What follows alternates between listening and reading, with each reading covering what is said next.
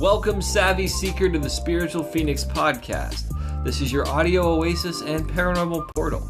You can experience legendary guests, thought-provoking tarot readings, astonishing astrological forecasts, and exposure to ideas intent on igniting your unlimited inspiration. Subscribe today to keep your fire burning. One last thing, you are encouraged to reach out and ask questions.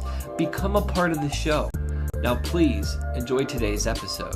All right, welcome everybody. We are joined today with Stefanie Caponi. Stefanie, how are you doing?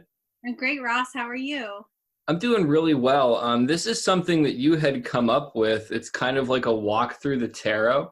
So I'm super excited to do this with you. We had decided to call it what? The Fool's Guide to the Tarot? Yes. Yeah, I think that that's really awesome. Can you kind of explain who you are?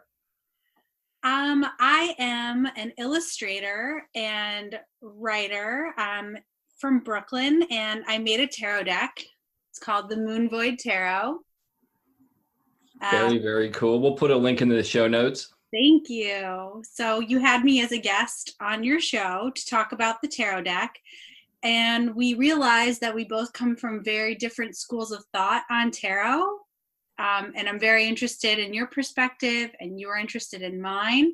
And so we kind of started a dialogue about putting together a walkthrough of tarot and going through each card, going through its meaning kind of from your perspective, from my perspective.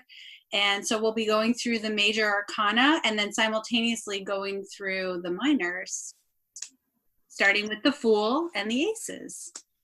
Very, very cool. Yeah, I really like the concept and how you kind of explain the organizational structure of it. I think that it's going to be really exciting. I think that listeners are really going to get a lot of information about it, and it's going to be a great way for them to learn. So I want to thank you for coming up with like the format for everything. And I want to thank everybody too for taking the time to listen to our dialogue about this. Yes, thank you so much. And thank you for being open to it and creating the podcast and having the platform already set up so that, it kind of worked out that we could have this discussion and share it with other people that are maybe longtime readers or newcomers or just, want to brush up on their knowledge. Yeah, I definitely think that it's cool. I'm grateful that I've had the resources and great guests to kind of make it happen, because I couldn't do it without other people coming on, and I couldn't do it without listeners. So thank you, everybody. It's definitely a community that kind of makes it happen. Your first little thing that you wanted to touch on was about choosing a deck and how to find the right one. So what's your take on that? How do you go about choosing a deck and finding the right one for you? I think it's changed a lot since maybe when you and I started reading tarot. The options were a little more limited. I know that for me, I started out with a Rider-Waite Smith deck that I got at like Barnes and Noble when I was like a freshman in high school in the 90s. But there's so many modern decks now, and even though they have different artwork, they're, basically the cards have the same energy. It's just finding what resonates with you visually, I think. What decks do you work with?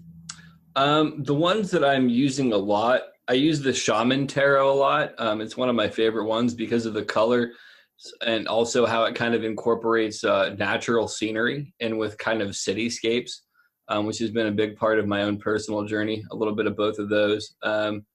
I got the Wild Unknown Tarot recently, so I really enjoy that one. And then I have the Wild Wood Tarot, which I really enjoy. A lot of nature themes played out in mine. I'm interested in checking yours out at some point and like really diving into it as well. That's the one that you read with the most, correct? Yes. For me, what I found with other tarot decks, I found that the amount of characters in it were very distracting. Doing a reading, when you pull a card that has like 5 or 6 different people on it, then you're thinking, who are all these people? How are they impacting my life? what does this mean? And I felt like it pulled me off of my learning journey. And for me, tarot has really been about getting to know myself on a much deeper level. So with my deck, there's one character. So you're following their journey as they embody each archetype. Yeah, I think that's a really cool way to present it, because kind of like you had said, for me, it's really about kind of evolving my consciousness and evolving me as an individual when I work with tarot.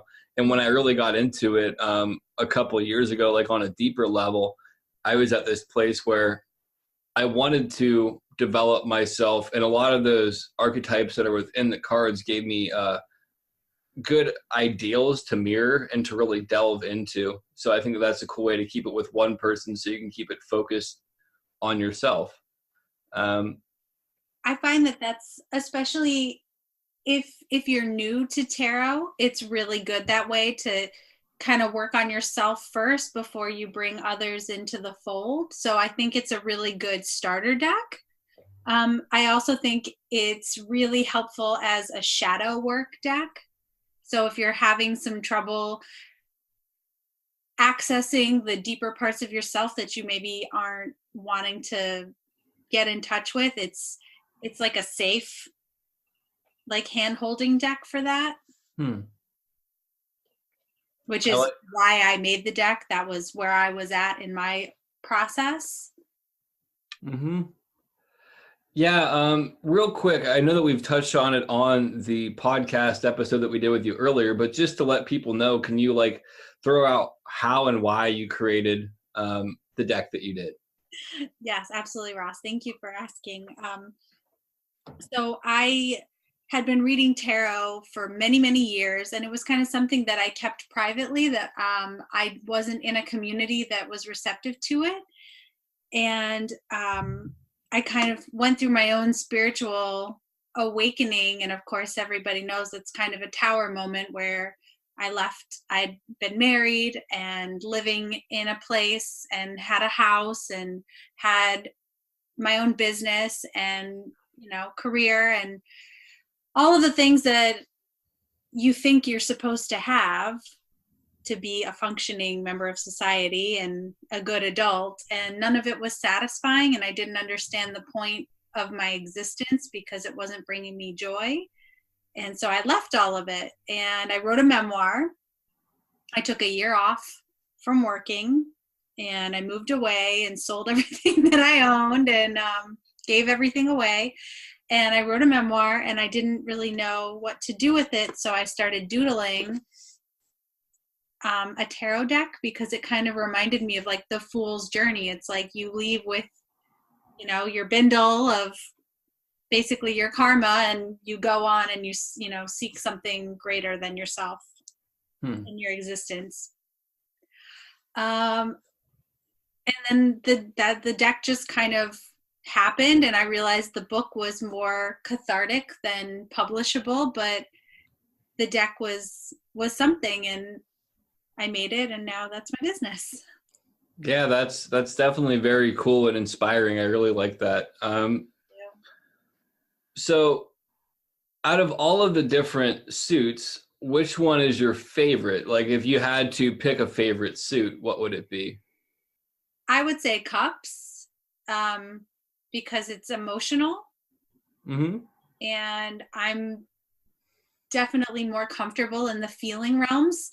I think everybody with the different elements has a way that they process things, and processing life through feeling is where I feel the most comfortable. Yeah, I can definitely relate to that. What's your least favorite of the suits?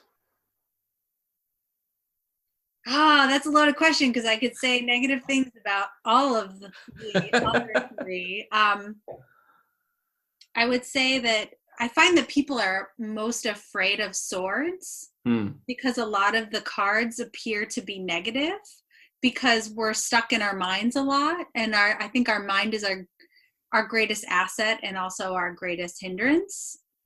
But for me personally, I would say pentacles are tough because they move slow and I'm very impatient.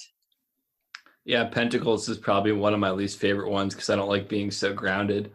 Um, Like, you're a water sign, right? yeah, I'm a Pisces. Would you say that the cups are your favorite? um, I like cups. I'm pretty even with cups and wands, I would say, in regards to what I like.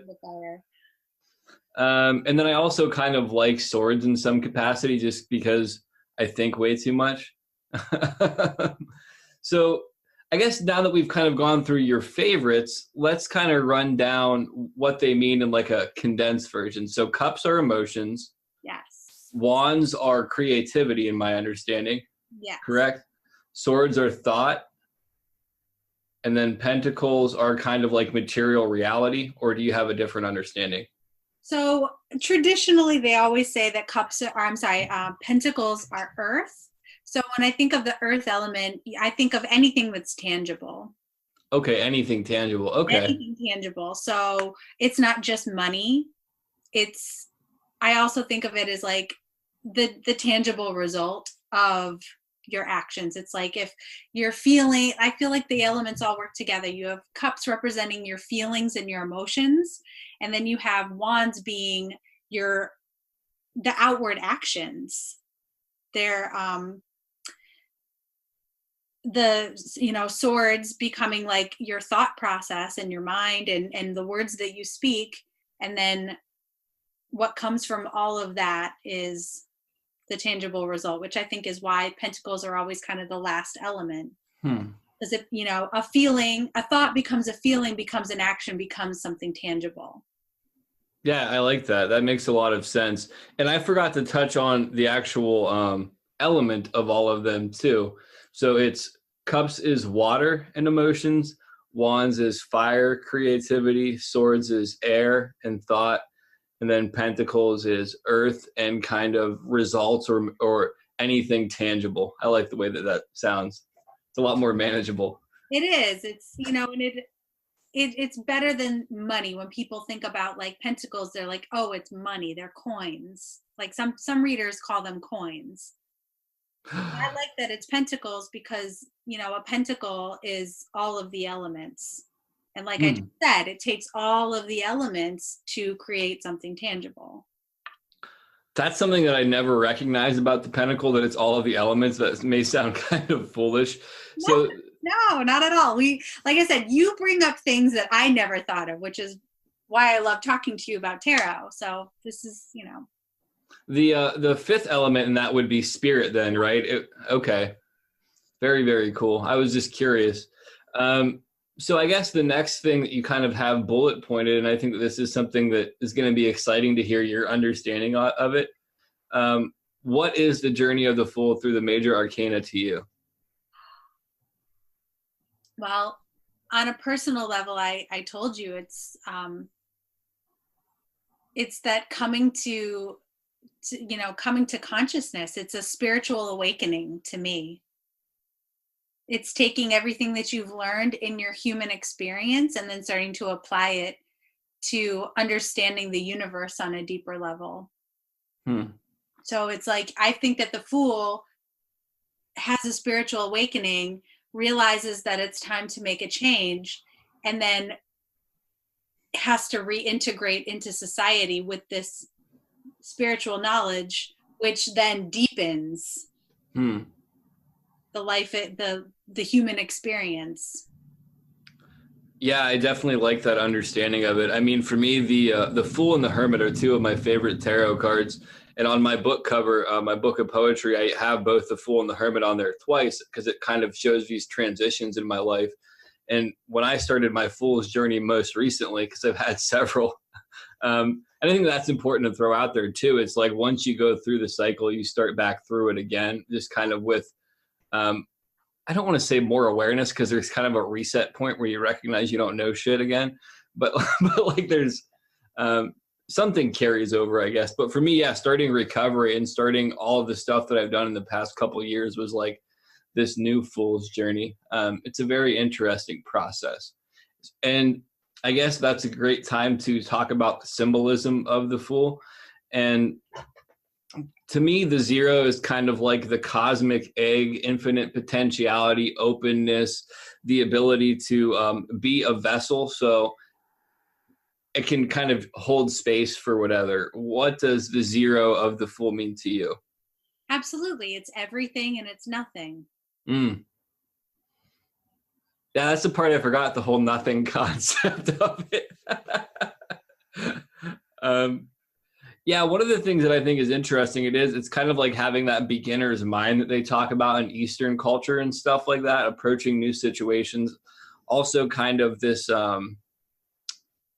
optimism, like youthful optimism in a sense of like new beginnings, fresh start, like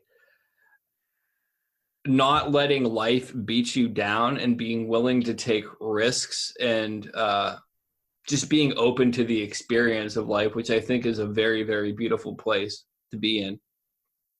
Absolutely. I couldn't agree more. I think very well put. Thank you. Yeah. So why don't we talk about the Fool that you have in your deck real quick, since you should be intimately familiar with it, and then I want to talk about the one in the deck that I use the most and kind of talk about some of the colors and symbolism. Does that sound good to you? Absolutely. I actually for this exercise today, I brought out the 3 decks that I use the most. That's one of the things in tarot that I really love is if you have multiple decks, and you're working with one particular archetype, I like to bring them all out and kind of look at them all together and have a conversation. What three fools walk into a bar. But just, each, that's part of finding a deck that works for you. For me, my deck is a black and white deck. And my Fool, she's very rarely wearing any clothes, and she never has her eyes open. Her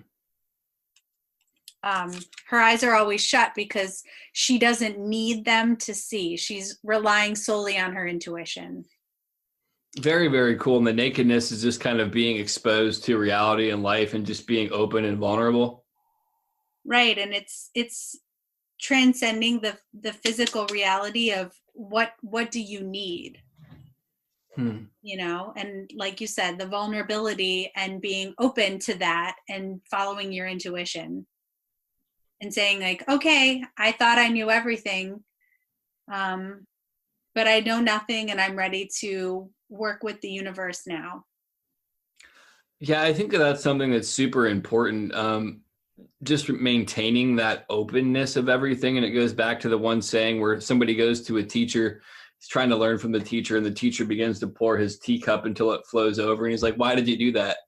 And he uses it as like a metaphor for like he can't teach you anything if you have a full cup, I guess. I totally butchered that, which shows you how much I need to grow as an individual. No, not at all. This is the Fool that I really like a lot. And it's from the Shaman Tarot. And the way that I like to approach various cards is looking at the colors of them and talk about like what they mean. So for me, like the turquoise of it in this cards in particular is kind of about like the throat chakra and like getting into this communication, like opening your communication with yourself. And it's interesting because it almost goes into the intuition that you had talked about and being shutting your eyes and following intuition, because this is kind of like a communication on a higher level. Right. The purple in it would obviously be like kind of really deeply connecting with spirit. And then the red is kind of like infusing spirit into matter and beginning this whole new journey. And then the orange is of the dog in this one. To me, sacral chakra creativity, it's kind of like not necessarily wanting to, because in my experience, creativity kind of can have this, what's the word I'm looking for? Shyness associated with it, especially when you're really opening it up. So it's kind of being like, don't rush out there. I don't know. That's just what I get from this one. No, that's great. I love that. And I think it's really important that, we talked about the different things that speak to people when they choose a deck, and, you're drawn to the colors. Mm-hmm. Like mine is absent of color. I think that that's cool that you have the absence of color though, because then it's focused on the symbolism and kind of the duality of everything more. And I think that that's a cool approach to it. So you're really well versed in the astrology of the cards. Um, why don't you break down some of the astrological stuff in this? Because I am foolish on this. I have no knowledge of it. I love that. So, yes, astrology is a huge part of my practice. The Fool is wonderful because it represents the planet Uranus, which is associated with Aquarius. But Uranus is about forward movement and change and upheaval and like sudden alterations of a course. Whenever we're experiencing a Uranus transit in astrology, that brings sudden changes that you weren't expecting but are necessary parts of your evolution. I really like it. That really works with the Fool. It's like, okay, so if you were using tarot for astrology and you were doing, you could, I mean, oh my gosh, you could look at somebody's chart and do a reading based on what transits they're experiencing and pull those specific cards and do a reading with the cards and the planets and kind of intuit. Wait. Sorry. Let me get this through. No, you're fine. You're fine. My mind is just trying to process this because you just blew my mind. You're saying if you have their chart and you know what planets are associated with those cards in particular, you can draw those particular cards and then give them a reading based upon it, and it should be should be relatively accurate for where they're at in life right now. Absolutely. Dude, I wish I had like the ability to use GIFs right now because my mind is like blown. There's like all these little stars coming out of it. That's amazing. We're gonna have to do a reading like that. You're gonna have to give me your birth information so I can do your transit chart. Yeah, I'd really appreciate that. That'd be super cool. So I guess now would be a good time to throw out some kind of review stuff, some quick bullet points for everybody. Is there anything else that you think that we missed or that you want to explain a little deeper? I think we touched on the important things. I mean, with the Fool, it's a new journey, it's a new beginning. A lot of times when people decide to do anything new in their lives, there's a certain amount of fear that comes with trying something new. I'm sure you remember when you started as a tarot reader, as I did as when I began as a tarot reader. We were hung up on the details. How do we do this? How do we give ourselves permission to, speak of this stuff that we're intuiting that we've never, what makes me an expert, basically. It's like imposter syndrome. I think the Fool is a really great card to look at when you're experiencing any kind of imposter syndrome associated with a new beginning. I really like that you touched on that and kind of tied it all in because I think that's important. And there's definitely going to be people listening to this that might be interested in tarot that have never really approached it before. And it's interesting because I made peace with a lot of that stuff, but recently, just from being so tired and working on things, I kind of had a resurgence of some doubt that I had at the beginning come up in ways. And then I had to remember that really I just have to interpret the cards as they are and tell people what the cards are saying, and I'll pretty much be okay. It's like stepping out of my own way. It's like being the Fool, being completely transparent and like just dictating the information without putting any bit of my own spin on it, and things are cool. That's really, when people want to know, what does a tarot reader do? It's like, as a tarot reader, we're here to interpret the cards and hold space. Yeah, I like that. Like symbolic translators and kind of space holders. Yeah, I really dig that. A lot of times when people get a tarot reading, it's scary for them. They have a lot of the reader and the person, the person who's getting the reading can feel just as nervous and just as foolish. And a lot of times it kind of reflects that. So helpful things when you're first starting out reading for other people. For me, what I like to do when somebody sits down, I usually don't ask them for context. So you don't have to do that. Usually I just try to get people to breathe with me. I'm like, let's take let's take a couple deep breaths together so we can like feel each other's energy and kind of like, whatever it is for you. If you light incense or like kind of setting the mood to like get people to drop into their vulnerability. Because then that helps you, because obviously you can feel their nervous energy, and sometimes you take on other people's energies and you think that it's you, but it's not you, it's them, and you're just feeling it. So it kind of like helps you ease into things as well, because you're just, like I said, you're there to interpret the cards, hold space, and help people integrate the energy. Yeah, I really like that. I have a question that kind of came up throughout the course of this conversation. Did you ever attune your cards to you in particular? Did you have like an attunement ritual or anything like that? Yes, whenever I order the card, that's such a great question. You're so good at this. Thank you. When I get a shipment, I order, a shipment of decks, and when they come, I pull them out, and I'm Reiki attuned. So I Reiki the decks and set them to have like my healing, my energetic healing. So that's really cool. Comes with that. I really dig that. I really dig that. Like for me, when I buy new decks, I will put them under my pillow. I actually don't sleep with a pillow anymore, but that's a whole different topic. But I would put them under my pillow and like sleep with them there for like a week, sometimes 2 weeks, just to kind of let my subconscious infuse with it. And it sounds kind of hokey, but it seems to work for me. It's interesting. I like the Reiki. Sorry. No, go ahead.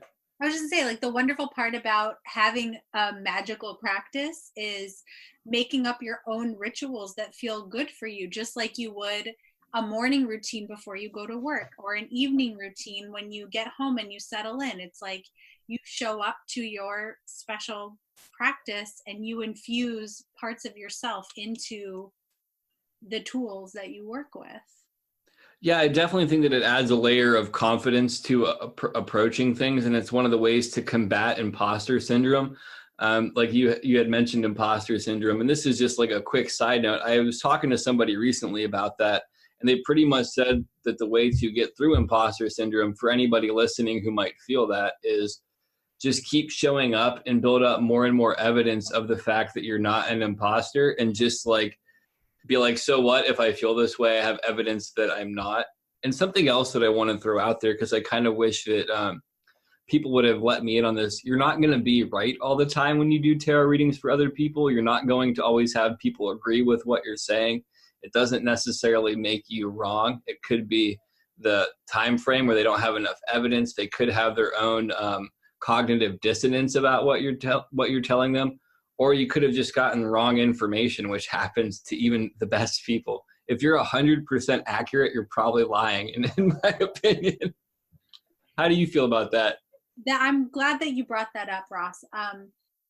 I couldn't agree with you more. I think that I don't think that any cards appear for the wrong reason.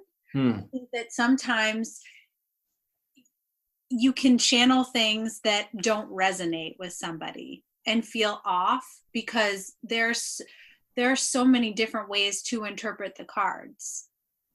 Sometimes they're very literal, and sometimes they're very esoteric and very beyond, and the meaning sometimes will go as deep as the person's energy field allows you in. You're not always going to flow with who you're reading for. I think that's a good point as well, that it definitely depends upon their own personal openness and how vulnerable they're willing to be with other people, because sometimes people have been hurt. I think that approach really makes a difference too. Personal approach, and that's something that comes with time. Instead of like bedside manner, you have to have like table manners. It- Absolutely. Yeah, you really have to be able to tap into somebody's energy, and they have to allow you in to do that. Mm. Also, this is on the topic but slightly off the topic. A lot of people don't understand contrast and the importance of it. And what I mean by that is sometimes you hear something that is so off of what you want to hear, but you needed to hear it in that way so that you make the changes to get to what you wanted to hear. I For think that's so example, important. I remember the second professional tarot reading I had ever had. I was going in there specifically for somebody, looking for somebody to tell me that it was time to change my life. And she said, "Hey, you're going to move in 5 years." And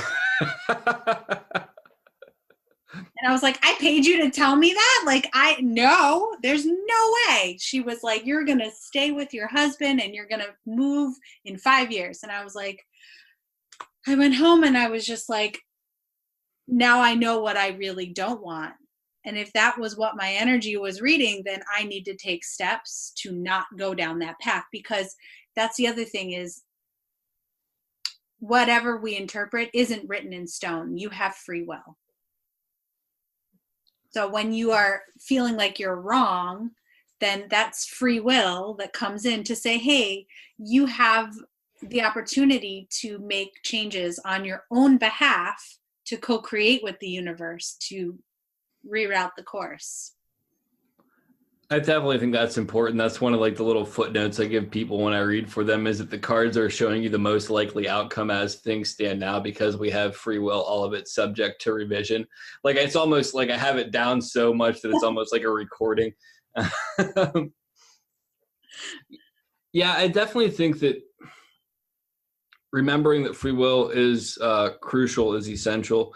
And I have a question for you, just to kind of encapsulate the concept of the Fool. What specific instances in people's lives would you say are indicative of the Fool? Like you had mentioned, kind of you going off and being in your cabinet and like clearing space in your life. What would be like another situational example of the Fool in real life? I think the Fool could be as big as quitting your job and without having another job lined up. It could be moving away with no plan. It could be something small, like maybe you've always wanted to take some kind of class, but you are afraid of looking stupid because you don't know how to do it. But let's say you did it and you got the Fool, and so you went ahead and did it, and it actually started a chain of events that led you not only to become wonderful at whatever it is that was your new course of study, but it altered and rippled out into every area of your life. Wow. Those are really, really great examples. I'm glad I asked that question because I think it really clarifies it for people. I But guess. you can't know what the future is. You just have to, it's really taking a chance on the unknown, because you feel something in your soul pushing you to do it, not doing it because, taking a new job just because of like money, or moving because you think that you need to, I don't know if that makes any sense. No, that sounds like most of my 20s, like quitting jobs and just randomly moving places because I felt compelled to by the universe. And that for me personally, it didn't work out, but I have a lot of cool experiences that I have now from that. So it worked out in the long run. Right. Yeah, you don't know what the payoff is going to be, but you having those experiences are what led you to where you are, and where you are now is leading you to where you're going.